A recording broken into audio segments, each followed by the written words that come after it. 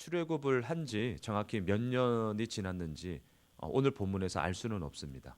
그럼에도 불구하고 민수기 20장의 본문의 전체적인 정황을 볼 때 40년의 광야의 그 방황을 거의 막바지, 거의 마무리하는 그러한 환경임을 우리는 민수기 10장을 통해서 좀 보게 되는데요. 1절을 한번 보십시오. 제가 읽겠습니다. 첫째 달에 이스라엘 자손 곧 온 회중이 신 광야에 이르러 백성이 가데스에 머물더니 미리암이 거기서 죽음에 거기에 장사되니라. 오늘 본문에서 미리암의 죽음으로 시작을 하고 있는데요. 1절에 보면 거기에라는 단어가 보이십니까? 미리암이 거기서 죽음에 거기에 장사되니라. 장소를 지칭하는 이 거기라는 단어가 두 번이나 1절에서 반복을 하고 있는데요. 거기는 어디죠? 맞습니다. 가데스입니다. 가데스. 여러분 가데스라는 이 지명을 우리가 다시 한번 좀 보면 좋겠는데요. 여러분 민수기 13장으로 한번 가보실까요? 민수기 13장 우리 25절과 26절을 같이 읽어보도록 하겠습니다. 지금 오늘 본문에서 이제 거기는 가데스인데 이 가데스가 무엇을 진짜 우리들에게 지금 의미를 하는 거죠. 민수기 20장에서 두 번이나 거기라는 말을 통해서 다시 한번 상기해 보라는 거예요. 자, 민수기 13장 25절과 26절 우리 같이 읽겠습니다. 시작. 40일 동안 땅을 정탐하기를 마치고 돌아와 바란 광야 가데스에 이르러 모세와 아론과 이스라엘 자손의 온 회중에게 나와 그들에게 보고하고 그 땅의 과일을 보이고. 네, 우리는 잘 알고 있는 본문이죠.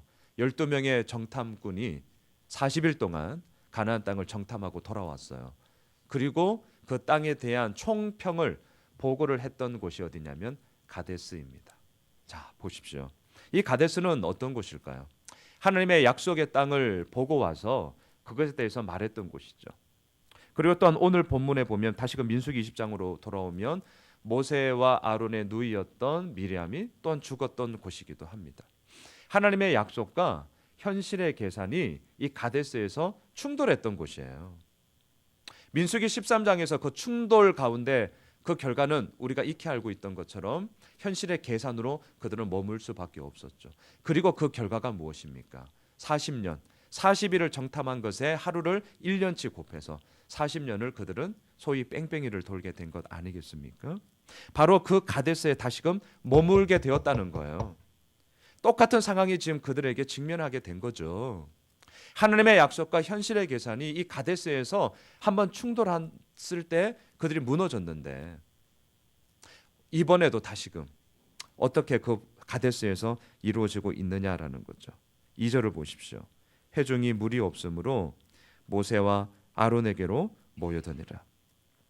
마실 물이 없었습니다. 광야였고 사막이었습니다. 그들의 삶의 생존의 문제에 있어서 큰 어려움이 처하게 되었습니다.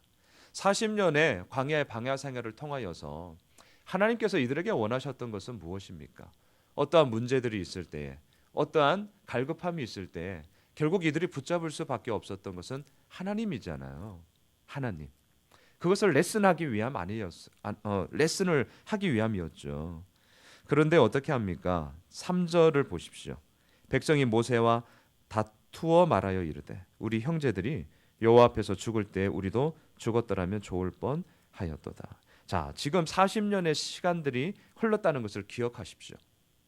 그러면 40년의 흐름 속에 소위 출애굽 1세대와 출애굽 2세대가 지금 같이 혼재해 있는 상황이죠. 출애굽 3세대도 있을 수 있겠죠. 그런데 오늘 본문에서 이 물이 없는 상황 가운데서 모세와 아론을 향하여서 다투게 되어지는 그 주동자는 누구냐면 여전히 출애굽 1세대들이에요. 출애굽 1세대. 그걸 어떻게 알 수 있냐면 3절에 보시면 이들이 다투어 말하면서 얘기하잖아요. 우리 형제들이 여호와 앞에서 죽을 때에.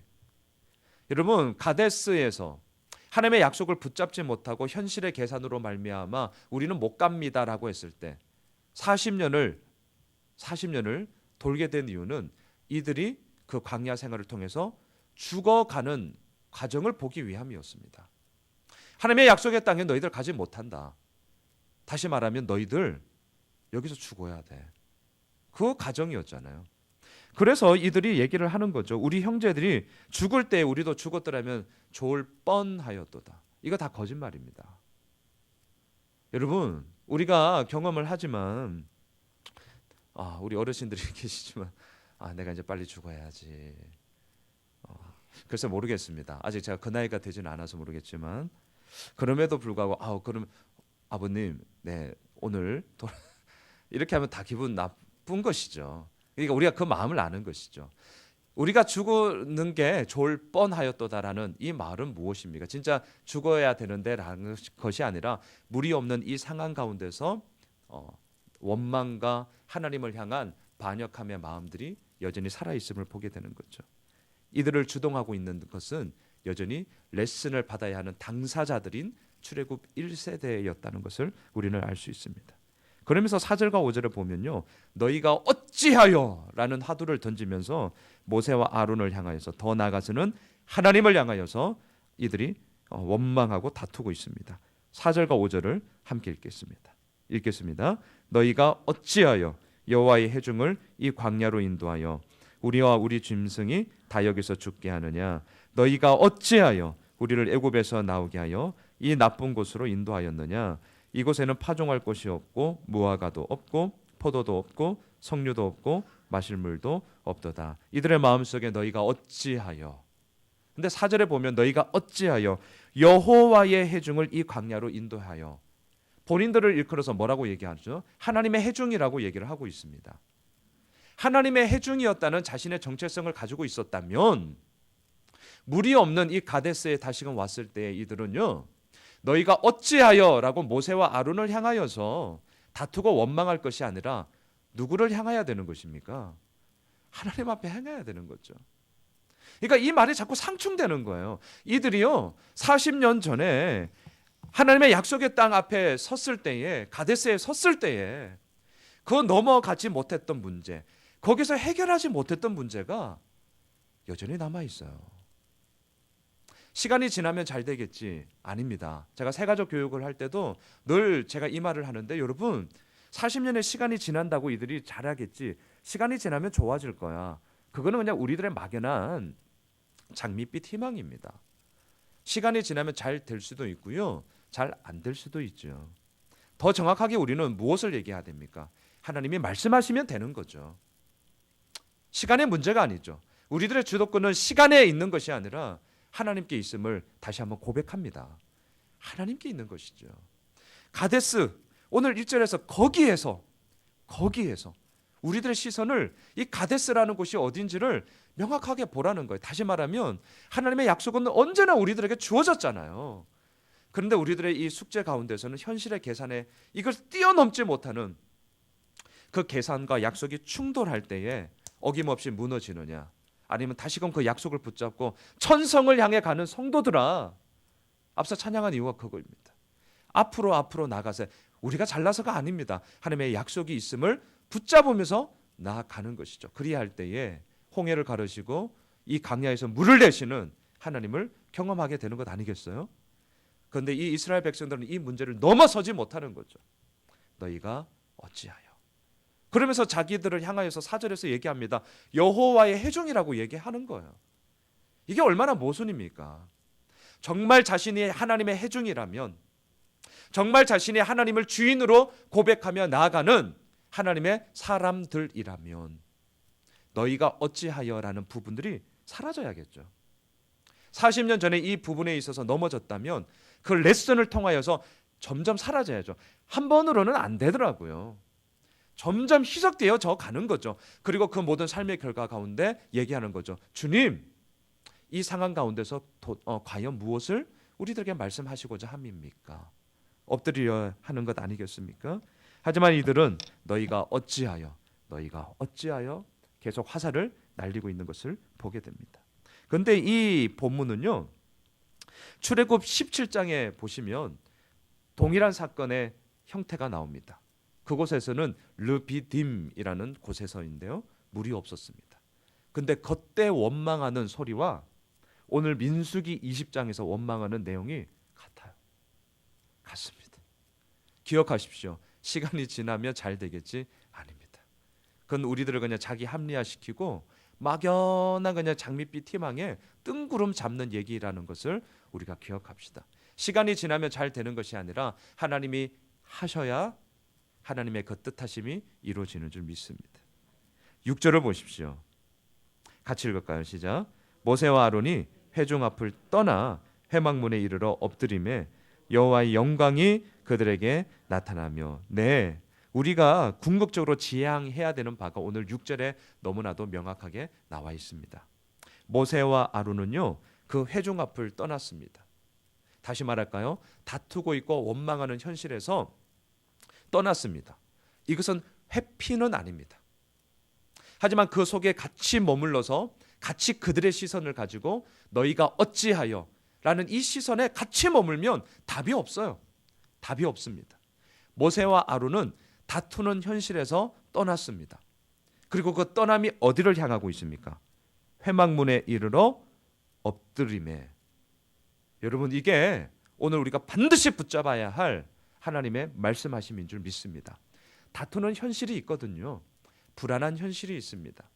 원망하고픈 현실이 있습니다. 내 계획대로 되지 않는 현실이 있습니다. 또한 뭔가 딱 잡고 나아가고자 하는 그런 안정감의 우상이 우리들에게 있기 때문에 막연한 것을 싫어한 거죠. 그러한 현실이 있습니다. 그러한 현실 앞에 같이 매몰되면 너희가 어찌하여라는 이 시선을 가지고 나가면 정말 답이 없어요. 아무것도 없어요. 모세와 아론은 그것을 떠나 회막문에 이르러 엎드렸습니다. 여러분, 민수기 16장 3절과 4절도 한번 다시 보면 좋겠습니다. 이 모세와 아론의 엎드림은 단지 이번뿐만이 아니었음을 우리가 이미 보았는데요. 민수기 16장 3절과 4절을 우리 다시 한번 좀 기억하면서 돌아보면 좋겠습니다. 민수기 16장 3절과 4절입니다. 함께 읽도록 할까요? 시작. 그들이 모여서 모세와 아론을 거슬러 그들에게 이르되 너희가 분수에 지나도다. 회중이 다 각각 거룩하고 여호와께서도 그들 중에 계시거늘 너희가 어찌하여 여호와의 총회 위에 스스로 높이느냐. 모세가 듣고 엎드렸다가 고라 일당의 반역의 소리였습니다. 너만 잘났냐? 나도 잘났다. 회중이 다 각각 거룩한 것 아니냐? 하나님께서 그들 중에 다 계신 것 아니냐? 네, 맞는 말씀입니다. 하지만 이 맞는 말이 아니라 틀린 말이었습니다. 왜냐하면 그 말을 하고 있는 그들의 본심에는 너나 내나, 너만 왜 제사장 직분하냐? 나도 레위 지파다. 나도 제사장 할 수 있다. 라는 하나님의 질서를 깨어버리는, 명분은 너무 좋으나 말은 맞는 말이나 그 속내는 이것을 악용하고자 하는 그들의 꿍꿍이가 있었기 때문인 것이죠. 그때에 민수기 16장에서 모세는요 들었습니다. 원망하는 소리를 들었습니다. 너나 나나 같은 것 아니냐 대드는 소리를 들었습니다. 원망하는 소리를 들었습니다. 그때 모세가 할 수 있었던 것은요, 그 소리를 다 듣고 나서 엎드린 것이죠. 오늘 민수기 20장 6절과 동일한 모세의 그 마음을 우리는 볼 수 있는 것입니다. 회막문에 엎드렸습니다. 하나님의 인도하심만을 기다렸습니다. 그리고 그 모든 상황 가운데 주님께만 온전히 붙잡으며 그의 삶이 이루어졌습니다. 바로 그때에 오늘 다시금 민수기 20장 6절 이후에 보면요, 여호와의 영광이 그들에게 나타나며. 오늘 4월 17일인데요. 우리들의 모든 삶 가운데 더 크게는 더 작게는 오늘 하루 가운데 다투는 현실이 여전히 있잖아요. 모세와 아론이 회중 앞을 떠나야 할 때가 있습니다. 회피가 절대 아닙니다. 그 문제를 그냥 아예 저버린다면 그것은 회피이겠죠. 하지만 그 문제를 고스란히 담아서 거기에 함몰되면 너희가 어찌하여, 네가 어찌하여, 내가 어찌하여 싸울 수밖에 없습니다. 그 문제를 고스란히 갖고 다시금 하나님 앞에 엎드립시다. 정말 엎드립시다. 그리고 오늘 이 새벽이 그 엎드림의 시간이 되는 줄 믿습니다.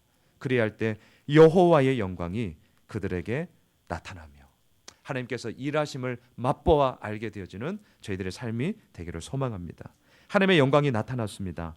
그러자 7절로 9절까지 하나님께서 이 상황 가운데 물이 없어서 아우성치고 있는 이 이스라엘 백성들 가운데 어떻게 해야 하는지를 너무나도 자세히 말씀해 주고 있습니다. 우리 7절로 9절을 다시 한번 읽도록 하겠습니다. 함께 읽을까요? 여호와께서 모세에게 말씀하여 이르시되 지팡이를 가지고 내 형 아론과 함께 회중을 모으고 그들의 목전에서 너희는 반석에게 명령하여 물을 내라 하라. 내가 그 반석이 물을 내게 하여 회중과 그들의 짐승에게 마시게 할지니라. 모세가 그 명령대로 여호와 앞에서 지팡이를 잡으니라. 네, 여기까지 너무 좋습니다. 하나님께 엎드렸더니 이 상황 가운데서 하나님께서 어찌해야 하는지를 너무나도 명확하게 말씀해 주셨습니다. 특별히 8절에 보면 그들을 다 모으라는 거예요. 목전에서 그들이 보는 그 앞에서. 이 무슨 말이에요? 똑똑히 보라는 거예요. 어긋나 있는 시선, 너희가 어찌하여라는 이 원망의 시선, 이 왜곡된 시선을 그들의 눈 똑똑히 그 앞에서 하나님께서 일을 하시겠다는 거죠. 정면 대결해 보겠다는 겁니다. 그 가운데서 그들의 어긋나 있는 것들 다시금 바로 잡아 보겠다는 것입니다. 내가 하겠다는 것이죠. 그러면서 뭘 얘기합니까? 모세와 아론 너희들은 반석에게 명령하여 물을 내라. 명령하라는 거죠. 반석아 물이 나와라 뭐 이런 식으로 명령을 하라는 것 아니겠습니까? 너무나도 명확한 거였어. 그런데 문제는, 그리고 우리들에게 고민이 되는 것은 오늘 보면 10절 이하인 거예요. 10절 이하. 자, 10절을 보실까요? 같이 읽겠습니다. 시작. 모세와 아론이 회중을 그 반석 앞에 모으고 모세가 그들에게 이르되 반역한 너희여 들으라. 우리가 너희를 위하여 이 반석에서 물을 내랴 하고 11절까지요. 계속요. 모세가 그의 손을 들어 그의 지팡이로 반석을 2번 치니 물이 많이 솟아나오므로 회중과 그들의 짐승이 마시니라. 네, 그 반석에서 물이 솟아나왔습니다. 회중과 짐승이 물을 마시고도 남는 많은 물이 나옴으로 말미암아 그들의 목마름을 다 해결하였습니다. 결과적으로는 너무나 좋습니다. 그런데 12절에서 하나님은 이 모세와 아론을 징계하십니다. 심판하십니다. 자, 12절을 볼까요? 시작. 여호와께서 모세와 아론에게 이르시되 너희가 나를 믿지 아니하고 이스라엘 자손의 목전에서 내 거룩함을 나타내지 아니한 고로 너희는 이 회중을 내가 그들에게 준 땅으로 인도하여 드리지 못하리라 하시니라. 6절에서 모세와 아론은요, 다투는 현실 앞에 그 모든 문제를 안고 하나님 앞에 엎드렸습니다. 엎드린 모세와 아론 앞에 하나님은 당신의 영광을 나타내셔서 이 모든 문제에 대한 해결책을 너무나 명백하게 주셨고요, 또 그렇게 물을 내셨습니다. 자, 그런데 12절에서 이 하나님은 모세에게 결과적으로 뭐예요? 너 나 믿지 않았다. 내 거룩함을 나타내지 않았다. 고로 너도 못 들어간다. 그 말씀을 하신다는 거죠. 자, 왜 하나님은 모세와 아론에게 나를 믿지 아니하였다. 내 거룩함을 나타내지 아니하였다. 라고 말씀을 하시는 걸까요? 물론 오늘 8절과 11절을 대조하면 하나님은 반석에게 명령하라고 하셨죠. 하지만 11절에서는 어떻게 합니까? 반석을 2번 쳤습니다. 네, 하나님의 말씀 그대로 행하지 않았기 때문인 것이죠. 또한 이렇게도 좀 볼 수 있을 것 같아요. 10절의 이 뉘앙스를 보면요, 10절에 보시면 그 반석 앞에 백성을 다 모았죠. 모세가 그들에게 말합니다. 반역한 너희여 들으라. 여기서 저는 좀 이런 생각을 해보았어요. 이스라엘 백성들은 반역한 건 맞습니다. 근데 반역한 너희여 들으라 라고 할 때에 이 40년의 광야 생활의 이 모든 과정 속에 우리는 민수기를 통해 너무 지금 잘 알고 있잖아요. 시시때때로 진짜 반역해였어요. 이 모세의 마음속에 하나님, 정말 지금까지 이렇게 반역한 이들에게 하나님의 약속이 실행되어야 하겠습니까? 이건 제 생각에 말씀을 이렇게 묵상하면서 과연 이러한 백성들에게 하나님의 일하심을 나타내셔야 하겠습니까?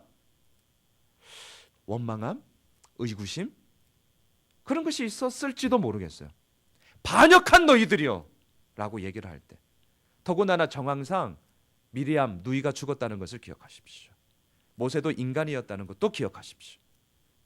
그러한 모든 마음들이 좀 같이 이렇게 복합적으로 나오지 않았을까? 하나님의 일하심이 과연 이 백성들에게 이루어져야 되는 것입니까? 라는 의구심을 가지고 있었을지 모르겠습니다. 아니면 세 번째, 10절 또 뒤에 보면 이렇게 얘기하잖아요. 우리가 너희를 위하여 이 반석에서 물을 내랴? 우리가, 모세와 아론을 얘기하는 거죠. 우리가 반석에서 물을 내랴? 아마 자기들 스스로의 힘으로 이 물이 나오게 할 수 있을 것 있다라는 인상을 이스라엘 백성들에게 주었기 때문에 하나님이 오늘 본문 12절에서 너희가 나를 믿지 아니하였다, 너희가 내 거룩함을 나타내지 아니하였다 라고 말하는 것이 아닐까라는 생각도 해보게 됩니다. 여하튼 간에 하나님의 관점에서 이들이 지금 행했던 것은 반석에 2번 침으로 말미암아 명령을 하라라는 직접적인 그런 하나님의 명령을 따르지 아니함, 또한 우리가 반석에서 물을 내려 할 때 하나님이 사라지고 마치 모세와 아론이 스스로의 힘으로 할 수 있는 것이냐 이스라엘 백성들이 호도하는 부분들, 아니면 반역한 너희들이여라고 할 때 하나님이 언제까지 이 어리석은 이 반역하는 이스라엘 백성들에게 하나님의 약속을 실현하시렵니까? 라는 의구심의 그런 마음들, 이런 것들을 우리가 좀 생각해 보게 됩니다. 이 2번 치는 이 부분에 있어서 또 하나 더 좀 생각할 수 있는 것은 앞서 언급해드렸던 르비딤 출애굽기 17장의 사건에 보면 그때는 하나님께서 반석을 쳐라 라고 말씀하셨어요. 출애굽기 17장 6절에 나옵니다. 이게 아마 모세의 마음속에 남아 있었는지도 모르겠습니다. 그리고 오늘 큐티 본문 해설에도 그 본문으로 좀 해설이 되어져 있는 것을 보게 되는데요. 여하튼 하나님의 관점이 중요합니다. 하나님의 관점은 반석을 2번 친 모세와 아론 그들의 모든 모습은 결국 하나님을 믿지 아니한 불신의 행위였음을 명확하게 얘기하고 있습니다. 저는 여기서 이렇게 좀 말씀을 드리고 싶습니다. 어제 저희들이 제자반에서도 나누었던 내용이긴 한데요. 이것을 소위 일컬어 영적 집중력이라고 얘기를 합니다. 이건 무슨 말이냐면 기도를 하고 난 이후에 오늘 새벽도 마찬가지입니다. 우리들이 가지고 있는 기도의 제목을 가지고 하나님 앞에 엎드려서 기도하는 건 너무 귀한 일이고요. 너무 소중한 일입니다. 근데 그거와 아울러서 교회를 나가 우리들의 오늘 하루의 일상을 살아가는 데 있어서 일어나는 일들이 있습니다. 벌어지는 사건들이 있습니다. 그리할 때에 오늘 내가 기도한 것과 내가의 삶 속에서 일어나는 일들을 연관지어 보시는 겁니다. 이게 영적 집중력이라고 합니다. 기도는 기도하는 대로, 내 삶은 내 삶대로 따로 소위 따로 국밥 뭐 이렇게도 얘기할, 그것이 아니라 연관지어 보시는 거예요.